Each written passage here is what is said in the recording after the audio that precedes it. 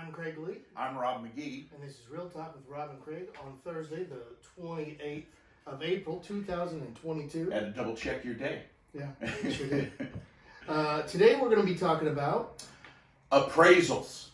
Why are they so expensive, and what kind of changes have occurred with the appraisal process over the years?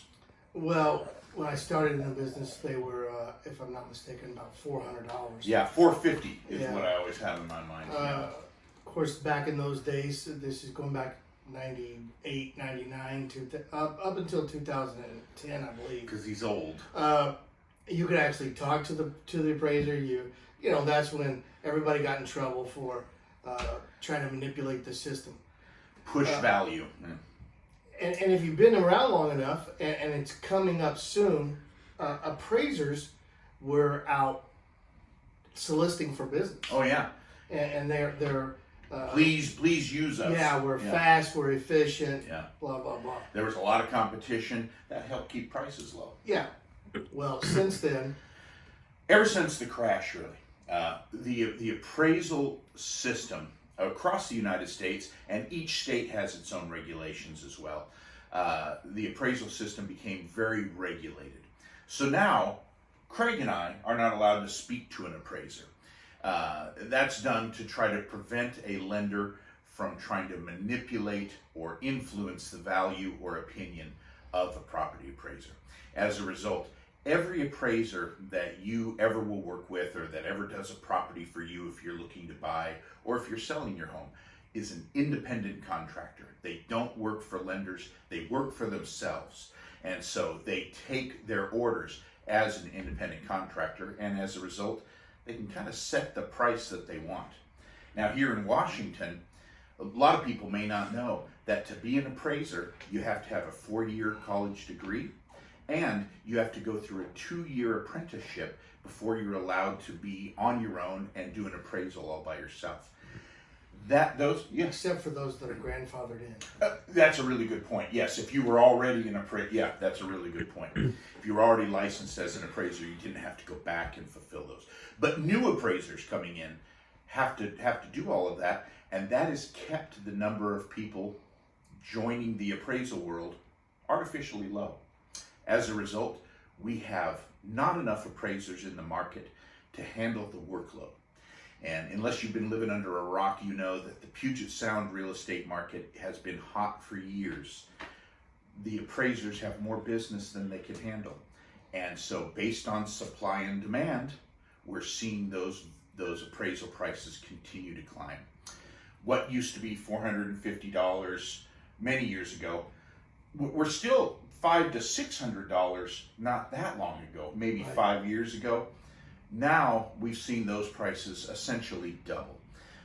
In order to get an appraiser to accept an offer, we're finding that you're going to be paying about $1,000 for that service, and it'll be more if the home you're looking at is out in a rural area. I gotta be careful what I say because it infuriates me that the government regulates, and anybody that's listening to this or watching this, and has anybody that's a politician in Washington, you should ask them to regulate the cost that appraisers can charge. It is through the roof. Right now there is none. There's no regulation. Here's what they do. They regulate the loan officers and the banks, but no one's regulating the other parts of the industry except for title and escrow. That does get regulated. Yes, it is. By the insurance commissioner. But we had, I think the highest estimate we had on an appraisal, and it came in last year, and it was out, I mean, it was a good hour-and-a-half drive from Tacoma or Gig Harbor. So I concede that it's going to take an appraiser a little while to get out there, but the bid came back at $1,700, $1,700 for an appraisal. Well, that's a ridiculous fee, and obviously we did not accept that order. We sent it back through the system until we found an appraiser who was more reasonable. But that just shows you that they can set any price that they want. Yeah, which in my opinion should not be the case. No. You know, anytime you're making $300 or $400 per hour to write up an appraisal, man. So anyway, again, I don't want to say something to offend somebody or No. or They perform an important service. Yeah. We need them. They are looking out for your interests when they appraise a property. but it's their opinion. Their educated opinion. Yep. And 90% of the time, I'm just pulled that right out of the thin air. They already know what they're gonna give before they come out, unless the home Most of their work is Yeah. done before they ever go to Online. the property. Mhm. online, which is why Fannie and Freddie are now saying you can do drive-bys, you can. They're waiving appraisals at times and things like that. Yeah. It will come back around where appraisers, and I'm kind of getting on my soapbox again, where appraisers are gonna be slacking in the amount of business that's coming in, because Everything's as cyclical. interest rates go up, interest rates go up, it will slow the market down as it has. Yeah. I just talked to somebody in the Midwest, southern Midwest, and they're asking what we're doing up here because our numbers are better than their numbers, and it's not in loan amounts, because the loan amounts are based off of our average home sales, which is higher than the South. However, you are seeing more loans done still in the Northwest than in the South and the Midwest. Yeah. With that said, everything comes back in full circle. You will see people slowing down. We just had a conversation that we're in Gold's in a good financial position, so we are not laying off underwriters, processors, and setup. There are companies that are. A lot of them. And you will see that more and more. And that's, we just had somebody talk to Janet, who's filming this. Hi, Janet. Hi, Janet. Saying they took longer to close than something I've preached for a long time. We try and do loans, most loans, we're actually averaging 23 and a half days from start to finish, once the application is a full application to funding. However, there are a lot of places taking 45, 60 days longer. The one thing that I will say is the VA does govern how long an appraiser has on a VA loan. Yeah. So if you have to enforce that, you have to push that, but you can, and you can hold them to the higher standard that the VA has set. You bring up a really good point that I didn't mention. As we're talking about how much appraisers can charge, the VA appraisals are different. Those fees are set by the Veterans Administration.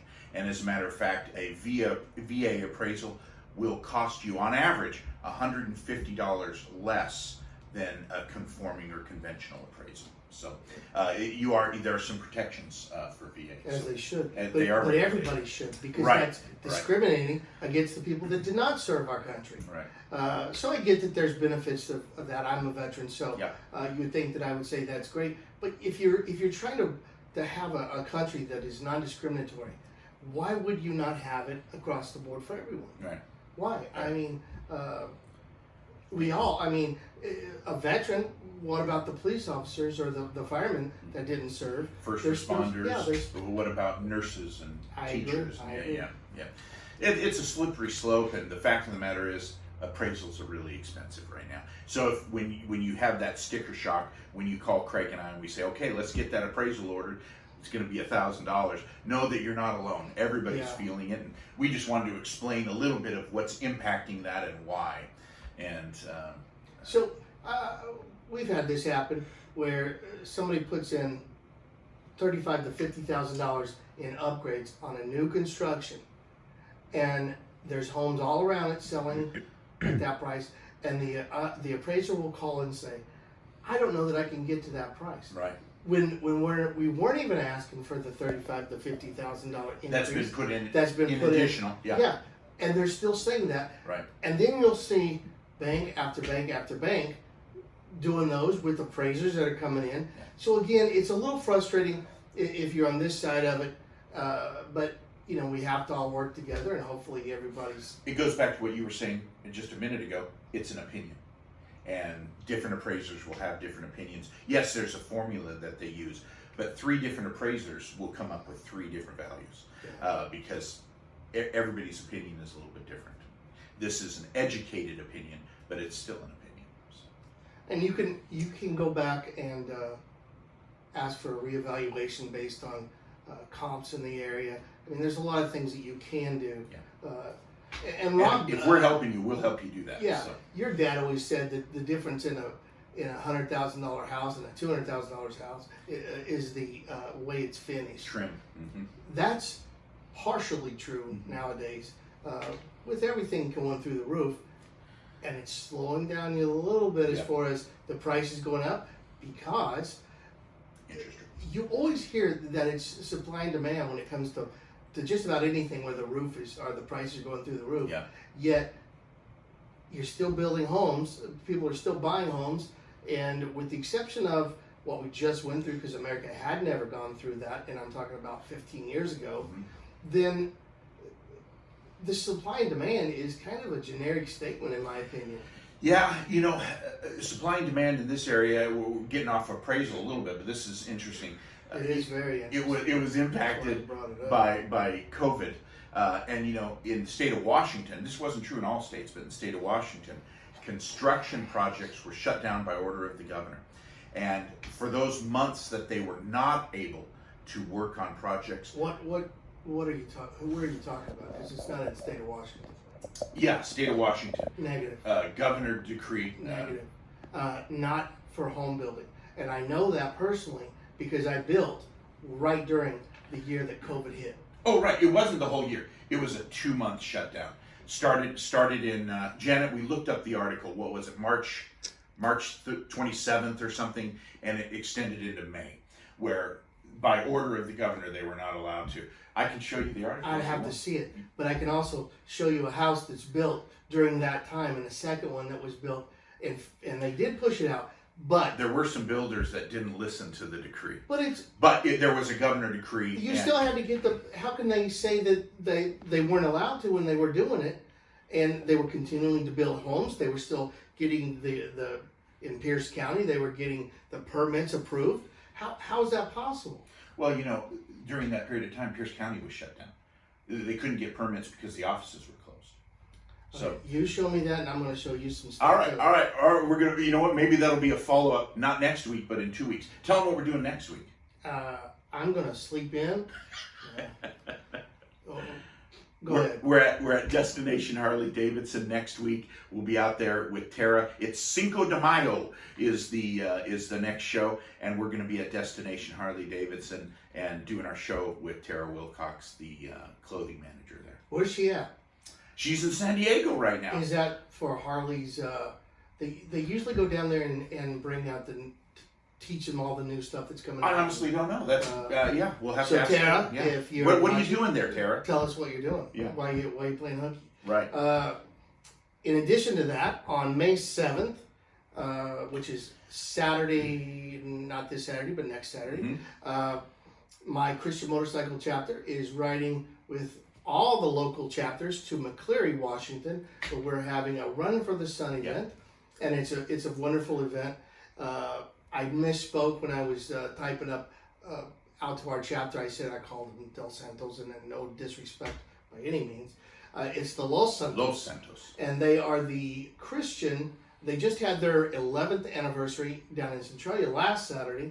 Myself, our road captain Kim Molman, and Jim Corey, which is our chaplain, we rode there. While the majority of the other our chapter went up north to Port Townsend, and I guess northwest, huh? But they did a bike blessing with another chapter up there. So we got a lot of stuff going on. If you guys are interested in about riding, whether it's a Harley or a Yamaha, it doesn't matter. If you want to find out about our chapter, please reach out to me. Call me at 360-265-3786. Text me, email me, whatever your favorite form of communication is, and we'll give you all that information. And everybody's welcome to join you, right? Oh, absolutely. Yeah. We got a big Christian, at least interested in that. Rob, on that same day, is... I'll be back at Destination Harley-Davidson. You're going to be riding what? Well, I'm going to be riding in 4-wheels that day because I'm bringing a table and tent. But what's the event called, Rob? It's called Ride Like a Girl. Riding like a girl. Oh, riding like a girl. Riding like Megan, we're promoting you. Yeah, yeah. And Tara. Yeah, Megan and Tara are participating in. It's a national event, I didn't guess. know So that. yeah, That's cool. But Destination Harley-Davidson is having an event Saturday, May 7th. I'll be there with a table set up and probably handing out. some Janet, are you donuts gonna and be things there? Like that. Depends on soccer.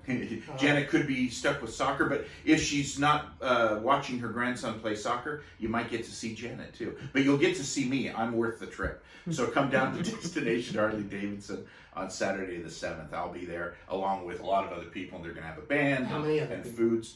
Over 300. Hey, I did promise Megan, and Megan, I will stick to this. I can't be there because of our event, but I will ride on the back of her bike as she rides, and you can take pictures, video. Megan's an excellent motorcycle driver. So yes. she says. So she says. She in her own mind. She's Yes, excellent. Yeah. Megan. So we're. Do you know what her chapter's called? No. I don't. Oh. And we need to know, and I apologize for that. Megan, what time call does the us. event start? I believe it's noon, and I'll confirm that, and we'll give a further update next week too. So. Okay. Yeah. Well, please subscribe to our YouTube channel. It's the realtalk.mortgage channel. It's Real Talk with Rob and Craig. And if you have a question about appraisals or appraisal values, you're thinking about buying a home or you're thinking about listing your home, call us. We'll be glad to answer questions. Always glad to help. I'm going to say this before we go into our closing. Whenever I hear somebody has done a home loan with another company, and I know them, it bothers me that I didn't express that I'm there to help. Whether you do the loan with us or not, you just want to go through the closing costs. Whether again, if you're going to use somebody else, we understand that, and we welcome that. We'd like to do the loan, but please protect yourself as much as possible. Yeah, we'll tell you nothing but the truth, because that's where we've been for many years, and we're going to stay that way. And we try to do the right thing. Yeah. And not everybody does. And it's sad to say. And it's not just in mortgage. In the world in general, there's a lot of companies that just, they don't have that philosophy. But we always have, and we always will. Yep. So. I think that's a wrap. I think that's it. All right, I'm Craig Lee. I'm Rob McGee. And that's Real Talk with Rob and Craig.